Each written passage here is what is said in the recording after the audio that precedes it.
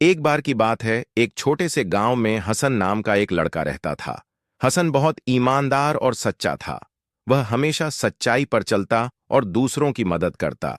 गांव के लोग उसकी सच्चाई और अच्छे स्वभाव के लिए उसे पसंद करते थे। एक दिन गांव के अमीर व्यापारी की तिजोरी से कुछ सोने के सिक्के गायब हो गए। व्यापारी को शक हुआ कि गांव का कोई व्यक्ति चोर है। उसने घोषणा की कि जो भी चोर होगा उसे सबके सामने सजा दी जाएगी।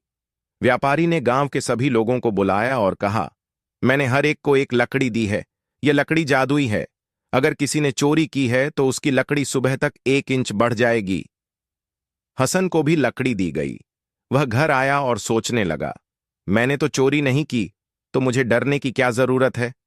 लेकिन फिर उसने सोचा, अगर कोई निर्दोष है तो उसे अल्लाह पर भरोसा रखना चाहिए। दूसरी सुबह सभी लोग अपनी अपनी लकड़ी लेकर व्यापारी के पास पहुंचे।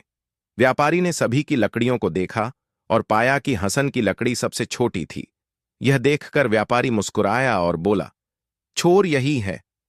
हसन हैरान होकर बोला, मैंने चोरी नहीं की, मेरी लकड़ी छोटी क्यों है। व्यापारी ने बताया, यह जादुई लकड़ी नहीं थी। मैंने एक चालाकी की थी।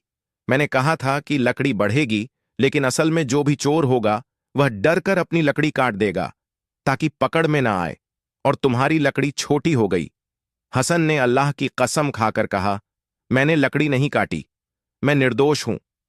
व्यापारी ने हसन की सच्चाई और हिम्मत देखकर सबके सामने कहा, यह लड़का चोर नहीं है, मैं इसे परख रहा था। हसन की ईमानदारी और अल्लाह पर भरोसे ने इसे बेगुनाह साबित किया। उस दिन से गांव के लोग हसन को और भी अधिक सम्मान देने लगे। शिक्षा। सच्चाई और ईमानदारी सबसे बड़ी ताकत है। जब हम अल्लाह पर भरोसा रखते हैं और सच्चाई का साथ देते हैं तो वह हमें हर मुश्किल से बचा लेता है। बेशक अल्लाह सच्चों को पसंद करता है।